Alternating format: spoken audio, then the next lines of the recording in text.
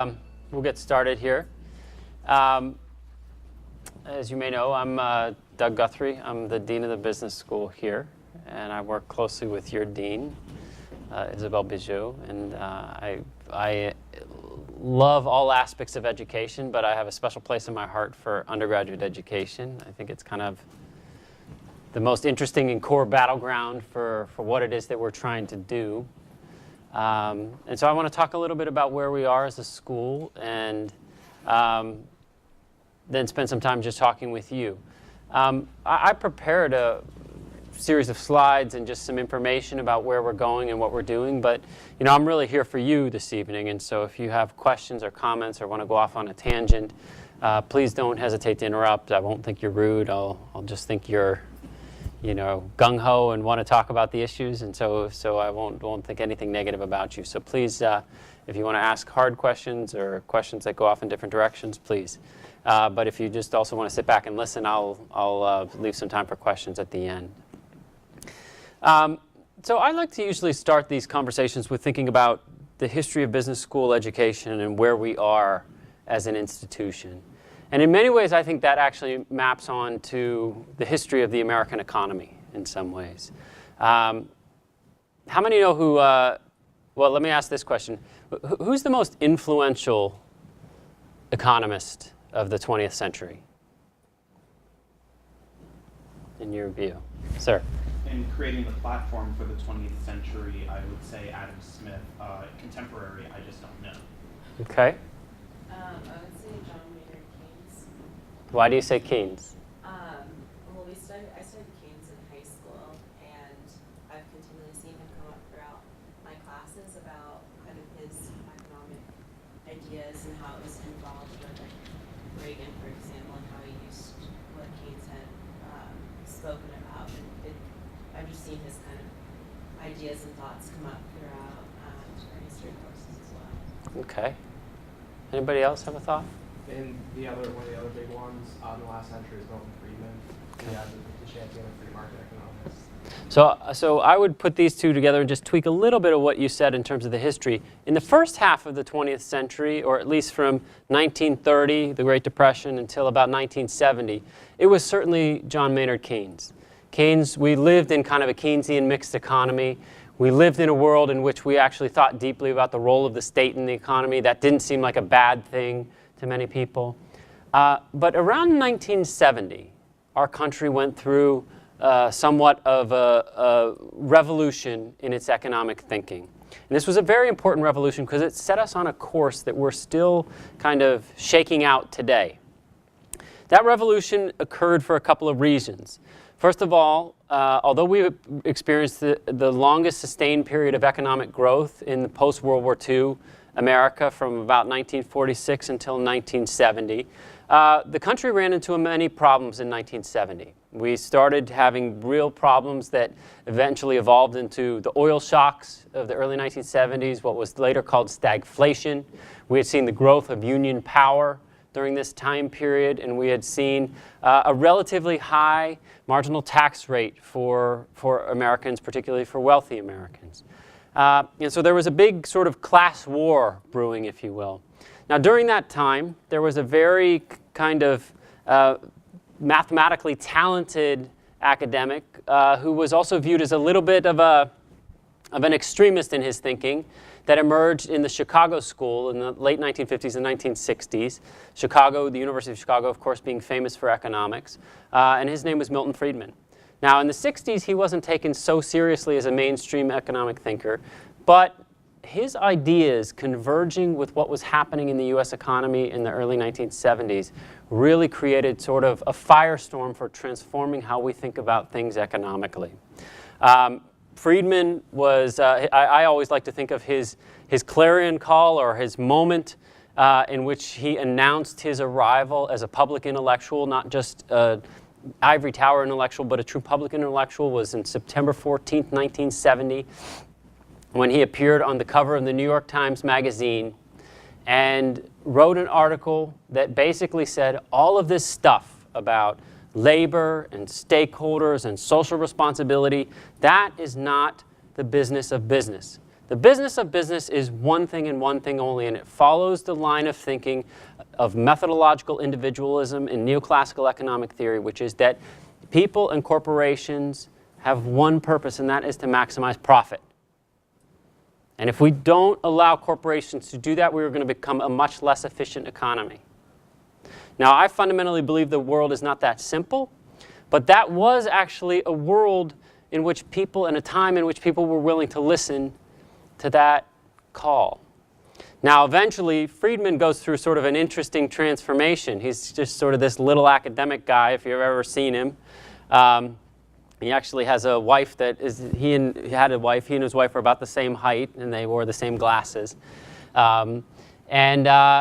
They were sort of a very funny, odd couple, but they actually became these public intellectuals. By the end of the 1970s, they have a best-selling book called Free to Choose. They have a television show that is widely watched and highly rated. And Friedman becomes, in some ways, Ronald Reagan's informal economic advisor. He kind of becomes his guru, if you will. And you know, this led to a whole bunch of things about trickle-down economics and all kinds of things that we hear in the press. But it's an important thing to understand in the transformation of American economic thinking, because I think it's a debate that we're still living out today. We're still having a debate in this country about the question of whether the state can have a role in the economy at all, and whether or not markets are truly the most efficient form if left unfettered. Now, that's kind of an interesting thing, because I think that business schools have in many ways followed suit. Business schools, if you look at the trajectory of how business schools evolved over the course of the 1970s, 80s, and 90s, they in some ways became more and more siloed, more and more disembedded from their universities, and more disembedded from society. The logic in some ways being that you don't need to actually think about these things that we call externalities. These are externalities or shocks to the system, but what you really need to think about is just the efficiency of the market. Now, you are right to name Adam Smith, and Milton Friedman often cited Smith. I would contend that Milton Friedman only read to page 15 of The Wealth of Nations, because that's where the citation of the invisible hand comes out. Actually, Adam Smith was a moral philosopher who thought much more deeply about the complex relationship between state, society, and moral philosophy in many ways. But we still do live with that concept that the unfettered market is the best way to actually organize a society. Now, that's an interesting hypothesis, and it's something that we might want to consider, but there are a lot of alternative hypotheses. And as I mentioned, I think business schools, in following suit, really produced a very kind of, you know, to use the caricature of the bull, they produced a number of structures and systems that were very, very oriented only towards classical financialization, without actually thinking about the embeddedness in social systems. And it's a little bit of a caricature and perhaps unfair, but I always say that when you arm students with the instruments to build complex securities like mortgage-backed securities or derivatives, and you don't teach them about how important it is that they are embedded in a social system and how weighty the responsibilities that they have are as a result of that, you live in a very dangerous game. And you may end up with a situation in which trillions of dollars of valuation for the global economy are lost because people haven't actually been thinking about the accumulation of the risks. Right? And so I actually think that it was a dangerous time and a dangerous system. But I also think it led some business schools to start thinking differently. This is one of those business schools. I didn't bring these ideas to this business school. I actually inherited a business school and a group of colleagues that thought very much like I did about how we should be thinking about the intersection of business and society and what those relationships are. And so I want to talk to you very briefly about an alternative way of thinking. And this way of thinking, I'm sure none of you have ever heard of Mark Granovetter. Anybody? No, I'm sure not. Mark Granovetter is a famous sociologist, but sociologists, which is my discipline, are never as famous as economists, and so we all are angry at economists all the time, but that's just life. But Mark Granovetter actually is one of the individuals who took the ideas of economics head on and said, actually, the idea that we live in the atomistic world of methodological individualism is fundamentally not true. It's just not how the world works. We are actually not Homo economicus. And if you think about it, if you read classical economic modeling and you think about the core assumptions that are embedded within, about individuals are always rational profit maximizing actors, and they will always strive to maximize profits and usually be interacting at arm's length negotiations. This is just such a caricature of how the world works. Now, to be fair to the field of economics, it has evolved in dramatic ways over the last 20 years, and the entire field of behavioral economics has really, in some ways, transformed itself, and there have been Nobel Prizes that have been won on that account, some by psychologists that have really introduced interesting ideas into this system. But the core idea of Granovetter is that we are all embedded in social systems, and by extension, business schools are embedded in society. We have to think very deeply about our role in society, about our role as training students for being a part of social systems, but we also have to think very deeply about what our platform is and how we think about the social systems, be those complex urban social systems, for example, or complex political systems, or even the place that we look out our window and see today. This is a very complex social system, and it has lots of complexities of many different kinds of institutions and many different kinds of actors that make decisions for many different reasons. So it has long been my dream to actually build a business school around that concept. I actually think it's the most exciting and revolutionary thing going on in education today, not to overstate what we do, but you do represent the group that is the largest major of undergraduates in the country. Business is the most popular major of undergraduate education in the country. And if we're not thinking deeply about what it is that we're doing, shame on us, because this has major implications for the economy in the long term. Right? So for me, that's the dream. And having a group of students and a group of faculty to work with on that dream, I think, is the most important and exciting thing we can be doing.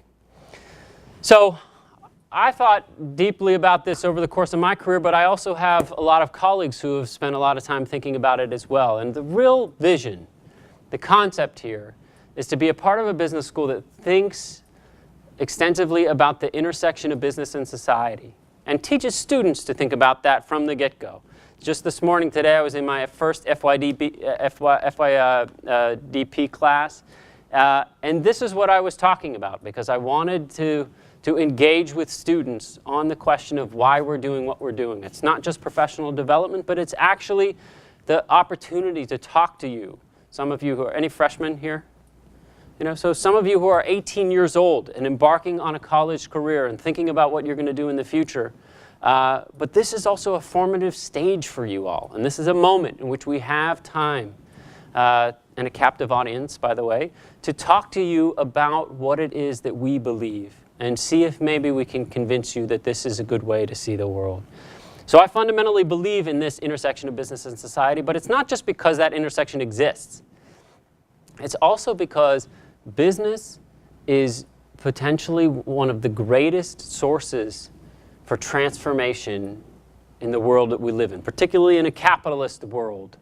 It is the greatest force for innovation, wealth creation, evolution. But if left unchecked and produced in an unthoughtful way, it's also a very dangerous force in many ways. And so we actually have to really help produce the young business leaders that are going to think deeply about this question. Now, if that's the tabletop or the kind of overarching banner that we think about at this school, I think that there are 3 pillars that are really important to me as well. The first of these pillars you can't get around, and that's because we live in a global world today. We live in such a global economy with the flow of capital and the flow of human capital around the world that if we're not training young business leaders to be thinking in very sophisticated ways about the global economy, then we are just we're not doing our jobs. And so this is a school that has long emphasized that and prized it. And it's something that I also bring as a China scholar and somebody who's lived for years of my life in Asia, as this is a very deep value that we hold. But there are a couple of other parts to this puzzle as well. And a second pillar, I would say, is how important citizenship, leadership, and social responsibility is. Now, here again, I think that in some ways, the business school community, but also just educational institutions sort of fell down on the job over the course of the last 20 years. And when the accounting crises of 2000, 2001 happened, this was the era of WorldCom and Enron, we thought, wow, were we to blame for that? Was that our fault? And people said, no, that was just a couple bad apples. We didn't have anything to do with that. You can't teach ethics anyway. And so those are just some kids that came from bad homes. And then the financial crises of 2007, 2008 happened. And we started to think again, was that our fault? Did we have something to do with that? And so it's very important to me, and I think it's important to all of my colleagues, that we are teaching the aspects of ethics and social responsibility so that we're not producing the Fabrice Tours of the world, but we're producing the next generation of young business leaders who take their responsibilities in corporations very seriously. Because make no mistake about it, besides nation states, corporations are the most powerful institutions in the global economy. And in some cases, some corporations are more powerful than some small nation states. And these institutions have a tremendous amount of power, but also with that power comes a tremendous amount of responsibility. And the line of thinking that the only goal that these institutions have is to maximize profits and maximize shareholder value, I think has injured us as a society and as an economy. And so those things are very important. Now those two legs are very important, but we often get questions from recruiters about, well, that's great, and those are really fluffy concepts, but what do your students come out of the gate knowing? How good are they? Now, most business schools think about these things in terms of functional areas, and we want to have very strong functional areas, and we have some very great areas of work. Our finance department has one of the best Masters of Finance programs in the country. Our IB department is one of the biggest and best IB departments in the country. But the question is, what are we also cohering around in terms of concepts that are really about business? And we believe the future that is now is business analytics. We believe that it's a very important time to be teaching students how to deal with big data and how to parse data out to make decisions, whether it's decisions around ethics and social responsibility or an international project. But we think that this is really where the world and the economy is going, and we have a very nice decision sciences department that is really leading the charge in this. But we believe that all of our students are going to come out of here with very, very honed skills for thinking about data and data analytics and really thinking about how to actually parse data out to understand the global economy very well. Now, of course, the functional areas are very important here, but I think it's important then to also just think about how we go through this system with those core pillars in place. Now, I know that many of you might be concerned or want to know what our strategy and our path is to becoming an elite school. Now, this doesn't actually map so well onto the undergraduates, but I just want to give you a sense because it actually has a couple of key pieces in it that are really relevant for you all in terms of what we're emphasizing.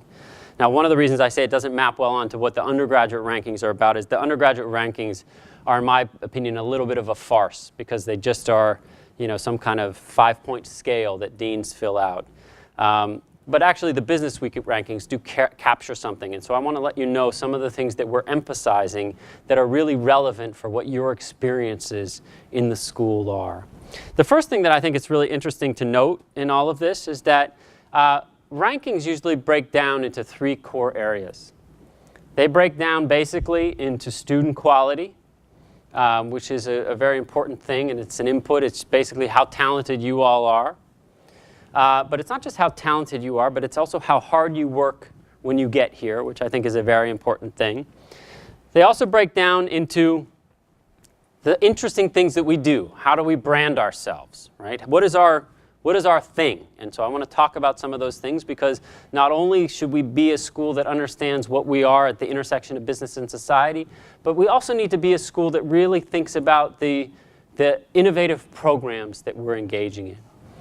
But no matter what rankings you look at, one of the interesting things here is that one of the most important things is how we place our students. And this is one thing that FYDP is about, but it's also something that I want to say to you today. You need, from this moment forward, whether you're a freshman or sophomore or junior or wherever you are, you need to be thinking very deeply about how you're training yourself and how you're creating opportunities. Hopefully you're having fun, and that's great. But you also need to be thinking about how you're answering the call of what you're going to be when you come out of here. This is a tough job market. This is a very difficult economy that we're emerging into.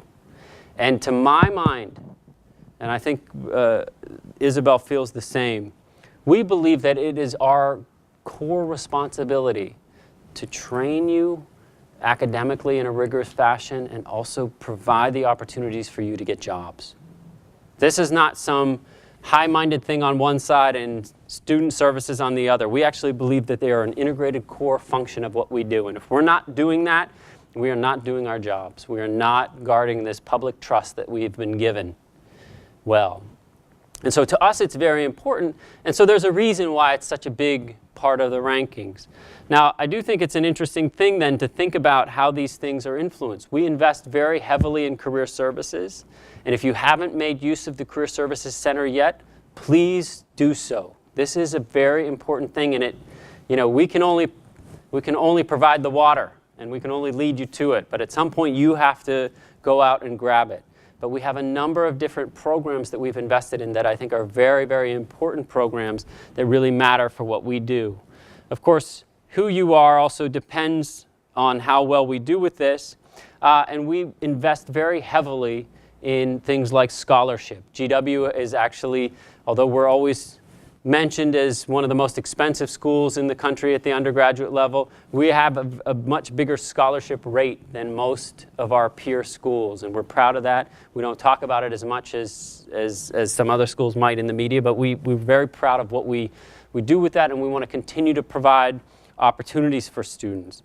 But we also want to continue to provide a very interesting kind of experience, and part of that is really thinking about elevating our academic position and hiring outstanding scholars, but also delivering in the best way that we can in the classroom. And then on top of that, doing a bunch of very innovative things that really differentiate us on the market and really make it clear that we're providing an exceptional experience. And I'm going to talk about a couple of these things in a few minutes just to give you an example of some of the exciting things that we're doing that hopefully will get you excited.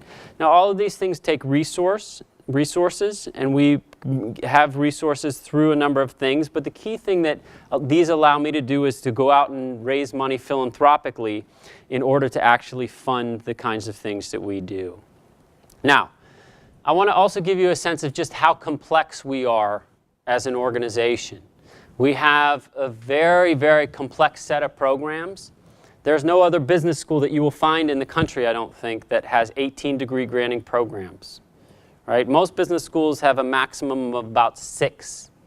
There's usually an undergraduate program if they have an undergraduate program, a couple of MBA programs, usually a full-time and a part-time, and an executive MBA program, and maybe a couple of specialized programs. So this school has 18-degree granting programs, and it makes us very, very complex in what we do. But it also allows us for a very, very nicely spread portfolio, so that we can actually keep some of our programs small and more boutique and make them a little more high touch than normal, and other programs can actually help us grow in ways that we need to grow as well. Now, we think that all of these programs have potential to sort of have different codings in terms of what they deliver for the school, but all of them are important for what we do. Now, probably our core programs, if I had to talk about what the 3 core things we do are the undergraduate education, the global MBA education, and then there are a couple of specialized master's programs that I think would fall into this core bucket as well. So what I want to mostly talk with you about is first what we're doing in undergraduate education, but then also talk about a couple of these specialized things that might not hit you directly because they're not directly in your curriculum wheelhouse, but they might be things that you you might be interested in and you might be proud about, because they have a lot of cachet in the market, and there are interesting things that we're doing.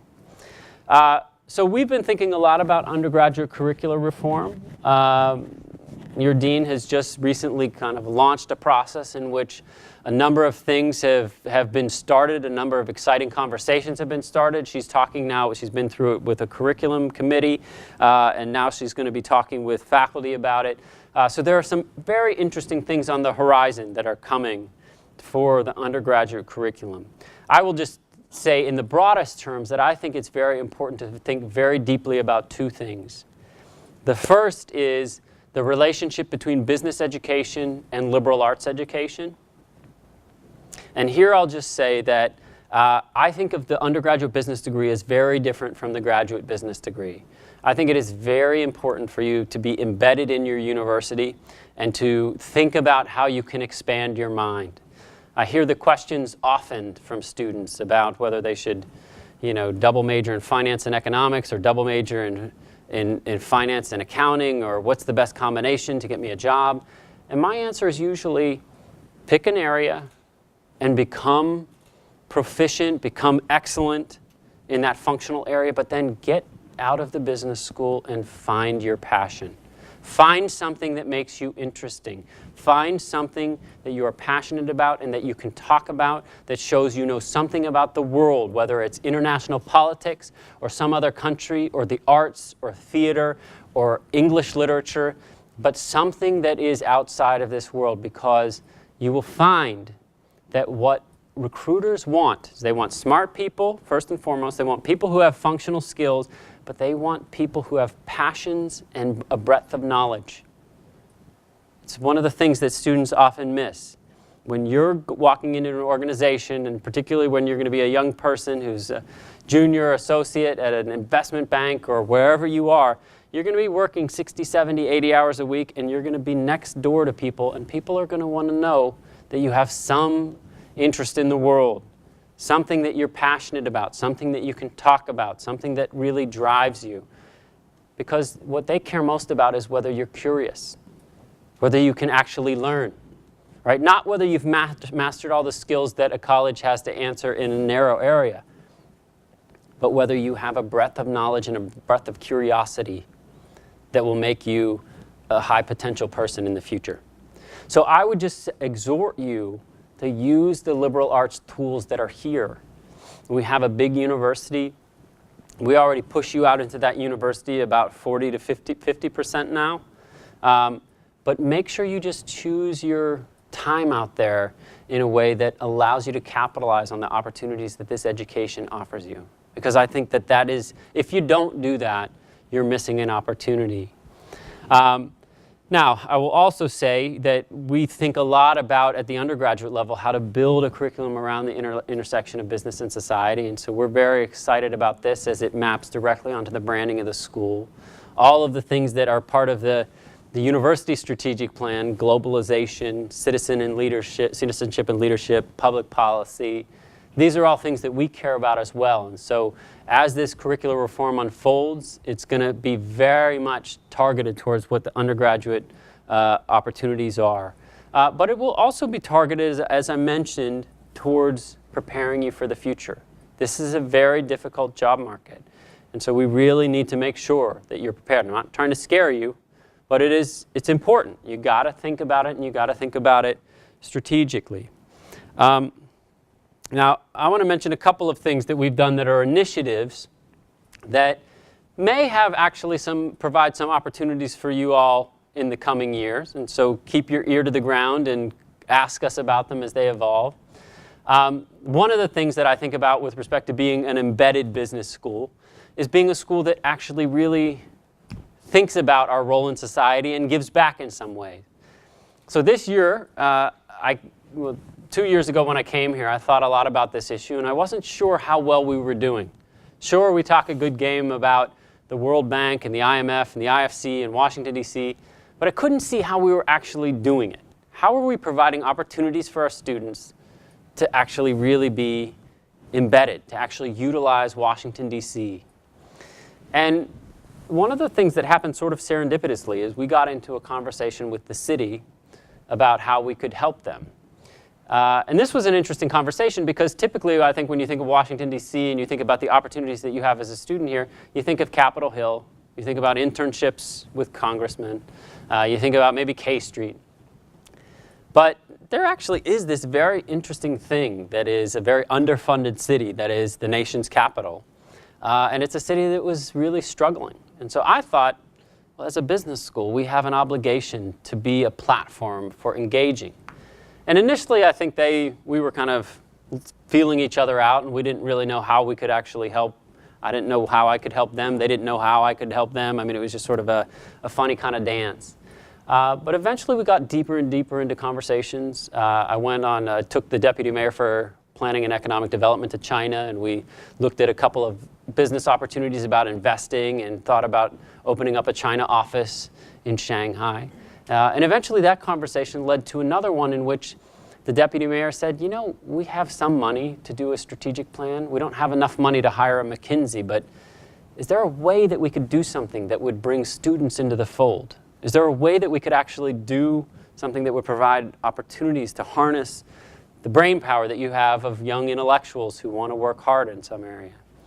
And so we launched this program in the spring that had a course, 2 courses attached to it.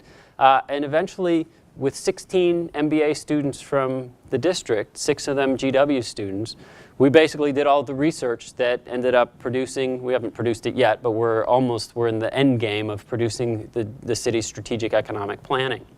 We're probably going to do that again next year for another city, and I think that we're going to try to provide opportunities for undergraduates that would be a part of a consulting practicum together with the MBA students. And so I think that there's going to be huge opportunities with respect to this that are really about how a business school can leverage its areas of expertise in business analytics and in consulting and industry analysis to actually really push an interesting agenda about the role of business in society and how business skills can really help governments become more functional. We've had a good time doing that. It actually has translated into some very interesting things that really related to the development of the city in core areas. And we had a number of students that were a part of our GW community that really, I think, played a key role. Another thing that you should know about that are some very specialized things, some of which are really targeted towards you, are the things that we're doing with career services in a very boutique approach to mentoring that leads to certain industries. So for example, if you should know about career services and you should be knocking on their doors already. It's never too early to start that. But one of the special programs that we've been engaged with in career services has been the Real Estate and Finance Alliance program. It's a very, very high bar of entry program. It requires a lot of the students who want to get in, but they have a 100% placement rate if you want to work in the real estate and finance sector in New York City. And so it has a very, very kind of demanding mentoring, but it also really prepares students for getting internships at top firms that then translate into jobs at top firms. There are also interesting things to keep in mind about trends in education that I think are very important. Education is interestingly becoming much more attuned to the social landscape.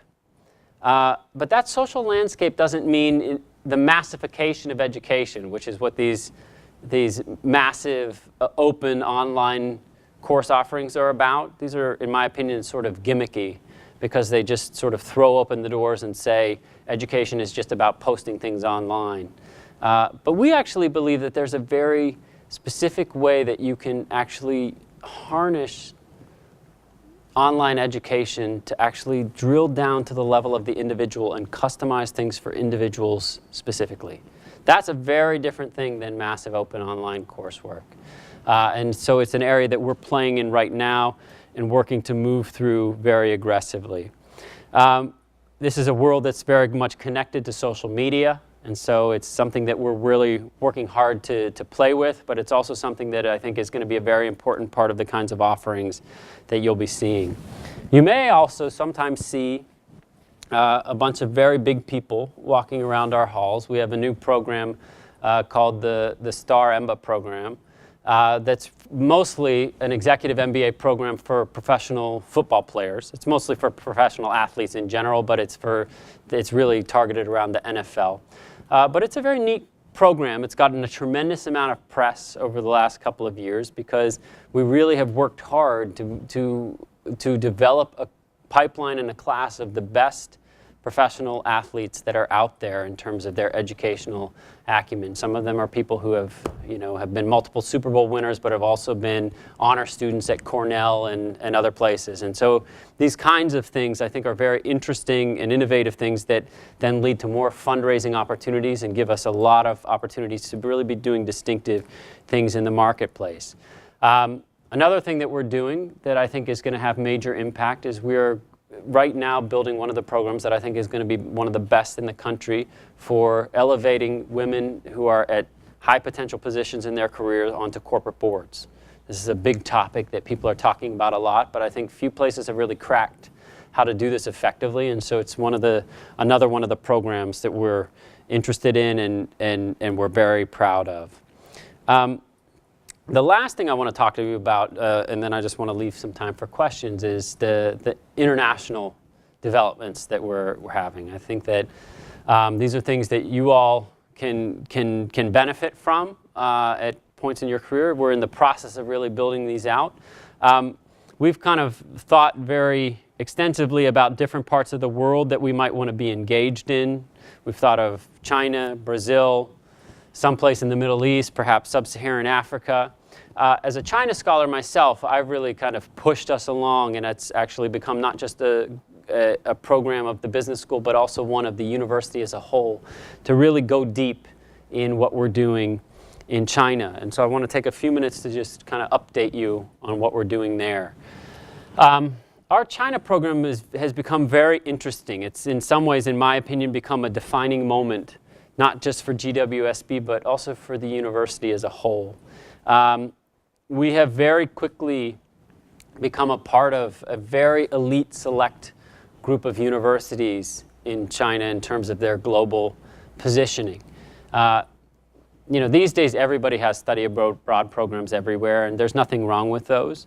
But I actually think to really have a deep understanding of how an economy works and have a deep set of engagements and exchanges, you have to build infrastructure. You can't just have agreements that send students back and forth. You actually have to really have stakes in the ground and kind of build out an institutional infrastructure there.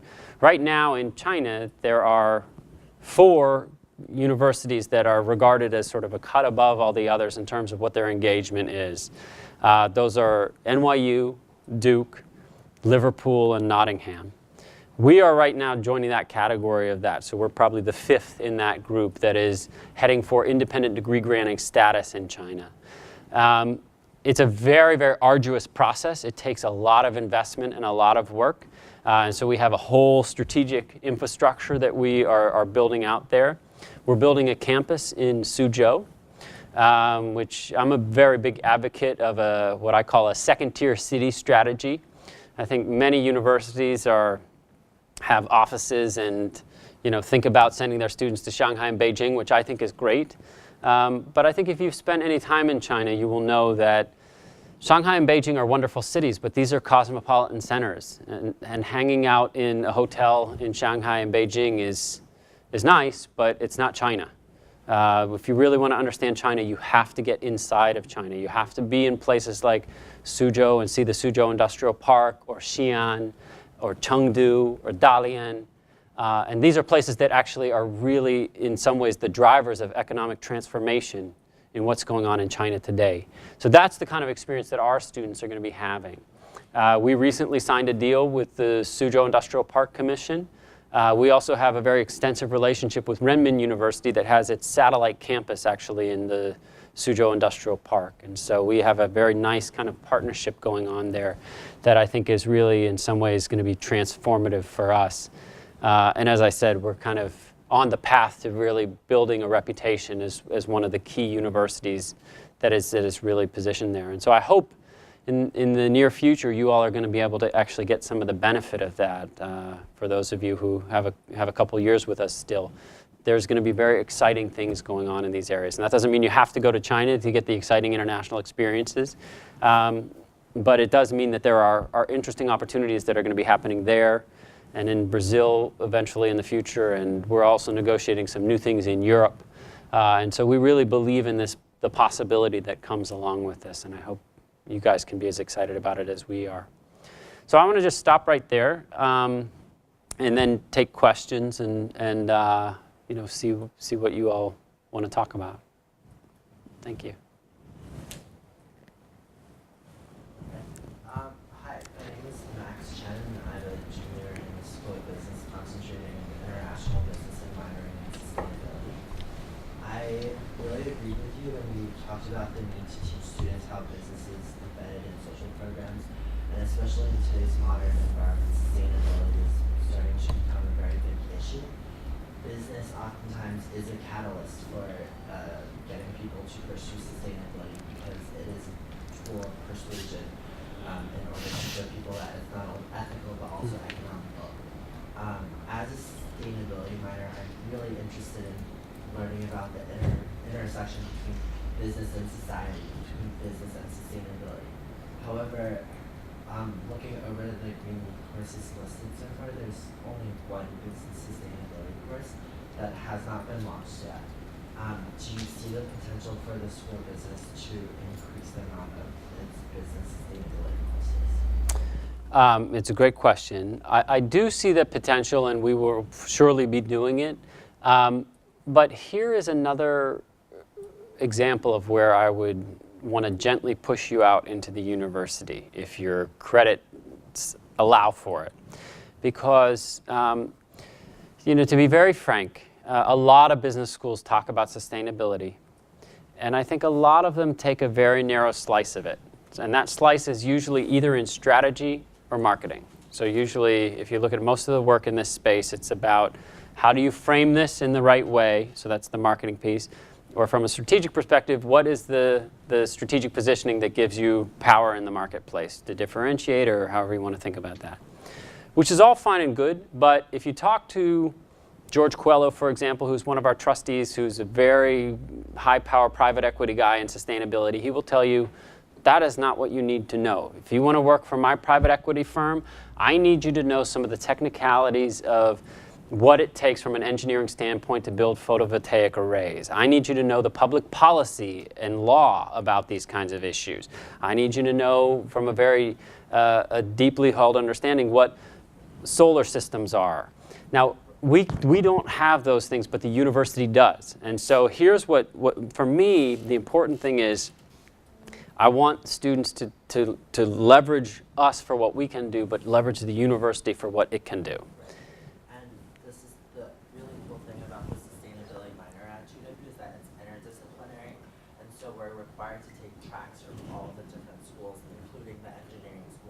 Right. The geography department.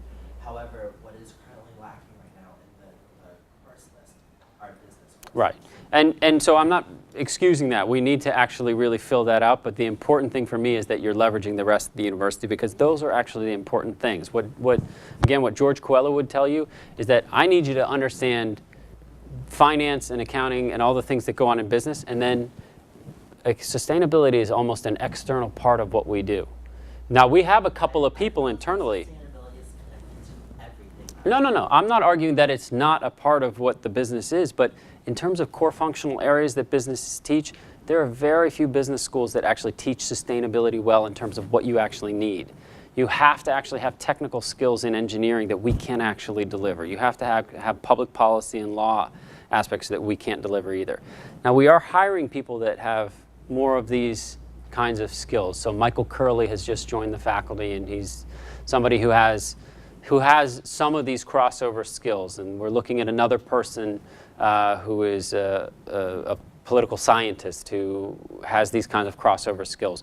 But anybody who you get in these areas is going to give you a very narrow suite of what to do. And so in my view, the important thing, and I think this not only for sustainability but also for entrepreneurship, is you have to, for some of these things, leverage the rest of the university to get the skills that are actually beyond the business functional skills. So we're working to fill it out, but I actually think what you're doing is the right thing to do. the sustainability minor that does interdisciplinary work is the best thing. Because to be honest, you're a business school major. You don't need more business courses. What you need is the other courses that will deliver for that. Right. And what I would like to see is how they tie together. I would like to see the intersection. Yeah. Well, that's your job, though. Your job as a student is to work to tie those together, right? I mean, that's really what. Without the advice of a mentor or like courses to see how I can bring together the technical aspect of sustainability with the tools. Well, for sure, we should be doing the job of advising and mentoring. If we're not doing that well enough, then we need to work with you on that. But bear in mind that the sustainability minor is a very new thing, and so we're still building that kind of advising cadre to get to. Yeah, sir. I have a question about the China initiative you mentioned. Yeah. I remember reading somewhere last year about the program with that university you mentioned where you're sending MBA students to China, and there were some Chinese coming back, and there was a partnership there. But I wasn't aware, as you alluded to, that we're actually building a physical campus there. Just two questions about that. Is that a business school initiative, or is that more of a university-wide thing that they're moving towards? And then secondly, are there any plans to have any kind of undergraduate opportunity there for us? Yeah. So the first thing is that it started out as a business school initiative, and I was just kind of carrying the water on that and saying we're going to do this, and I had the ties and the connections that was really driving it forward. But in some ways, from both sides, from the Suzhou side, they really wanted a more university-wide initiative than just a business school initiative, and in part because the Suzhou Industrial Park, they like what we're delivering for them in terms of business school education. Our focus right now is first in finance, second in accountancy, and probably the third thing we'll eventually do in a couple of years is a true global undergraduate program, which is going to take some time to build, but we'll eventually get there. But they like the idea of themselves becoming this, it's not quite accurate to say the Silicon Valley of China, but because their emphasis is biosciences, but they kind of want to become the biotech version of a high-tech zone. And so we need engineering and medicine and all of the other parts of the university to come with us. And so eventually when we did sign a deal, it was actually the provost, the president and I, and the deputy mayor all went over, and it was a university-led deal. So it was Steve Knapp who signed the agreement with the Suzhou Industrial Park.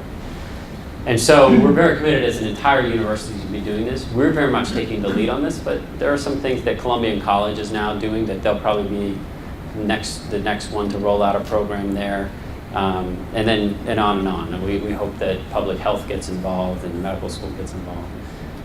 To your question about whether there will be opportunities for you, for sure. Like what year are you? I'm a junior. Junior. We're in the process of building out an infrastructure there. We would like very quickly for there to be a study abroad opportunity for undergraduates there by next year, but we need to talk about that more because I don't want you guys to lose out on the opportunity for those kinds of things, and so we want to try to put that in place, but we just have so many balls in the air on it that we're kind of pushing it all cylinders right now. But yes, I would hope that by next year that there will be opportunities for things like study abroad and such there. I'm Allison Latham. I'm a senior concentrating in finance and international business. And I must say, I wish I had a few more years to be a part of some of these new initiatives you're undertaking. And I was just curious as to what the student involvement is with the new curriculum reform. I know you mentioned that there was a committee that was formed with faculty currently, but I was just wondering if you were planning to use students at all in this reform process. So the first thing, let me just say, maybe I misspoke a little bit. It wasn't actually a full-fledged curriculum reform that we've launched yet, but it was sort of the beginnings of that, and there was a committee that's sort of, but maybe you might be better for answering that question than I am, Isabel, as to how we're going to involve students. First stage of the reform. So I need to run that for the faculty in the school to actually be able to talk more about it. We worked all summer on thinking about the BBA curriculum and thinking about other options that may come up later on. So I'm hoping that by the end of this semester, we'll have something that will be able to put more in public. But at this point, it's very difficult because the conversations are going on with faculty in the school, and they always want to have the first hand in these conversations. But I think the question is, will students be involved in that decision-making process as it evolves? And I'm sure that that's the case. Yeah. Yes. I think we'll have representatives from students on that. And so, but we're just not quite there yet. Sir. My name is Daniel Warwick. I'm a freshman in the business school, obviously, and I was wondering what the opportunities you foresee for undergrads to work in the economic development for different cities in the next few years. Yeah.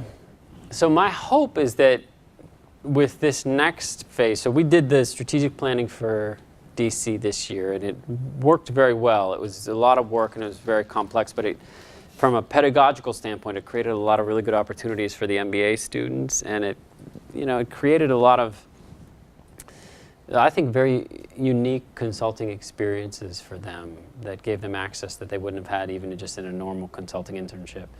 So my hope is that this year I'll be able to raise enough money so that it won't just be for MBA students in their curriculum, but we'll be able to provide some positions for support of that work, and there'll be sort of mentoring kinds of things that go from the MBAs to the BBA students. You'll have to apply for them, and there'll be opportunities to do that. The next city it looks like that we're going to do is Atlanta, and so we think we have enough momentum with launching that I'll be announcing soon. Look for there's going to be an event on October 29th that you're welcome to come to that is going to discuss this, and we'll actually at that point be able to present the strategic plan that we did for the city. There's going to be a keynote address by the mayor of Baltimore, and then there will be a reception afterwards. And so at that point, you should come to that event if you're interested, and you can kind of hear what it is that we have been doing, and there will be good opportunities to join. Other questions? Yeah. Hi, my name's Greg Liederbach. I'm a sophomore right now. I was just wondering if you could sort of, I know that it's sort of maybe not definite at this point, but I was just wondering if you could elaborate on the timeline for having the China program in place in terms of, would it be something that would be done in the next 3 years, or is it something that will be a little while longer before undergraduates are able to? No, so the thing that's going to take a couple of years is if we successfully set up this global BBA program. So we have this idea of a global BBA program that will take students. We haven't figured it out yet, but there will be time in China, time here, time in Paris, and time back here again. Or maybe not in that order, but something like that. And that's a kind of a very ambitious global cohort program that's going to take us several years to roll out. And realistically, I don't think that'll be launched till probably 2015 as the new class for that. But there will be plenty of opportunities for students to do study abroad. Like as soon as we're actually building the infrastructure for so we have a public campus that's there, that's sort of a shared campus with 4 other foreign universities. And then we have an executive education space, and we have space in Renmin University. So there's plenty of opportunity to do study abroad there. The dean and I are going to have to work together on how to actually build that in as an opportunity, and just to make sure. But we have hired the staff and the infrastructure over there to lead that. And so I would imagine actually within a year there will be opportunities to be part of what we're doing in China. Thank you. I'd first like to say thank you for joining us tonight. We certainly appreciate you taking the time to come and have this conversation with students. My name is Todd Morrow. I'm a junior in the School of Business studying finance, economics, and Chinese. I actually just got back from 7 months in China. I spent 4 months in Shanghai and then moved to Beijing where I worked this summer. So I also want to say thank you for these branding initiatives outside of GW. But my question for you is there anything going on inside the GWSB community that will instill a bit of pride among GW students and kind of give us something to rally around? Yeah, that's an interesting question because, and I guess I would love your advice on how to do that because my hope is that these things are all, you know, some of them I know touch you guys directly, some of them maybe for you, some of you feel a sense of loss because these things are happening and you're moving on. And some of them are just sort of peripheral things to be proud of that are a part of the other portfolio of programs that we have.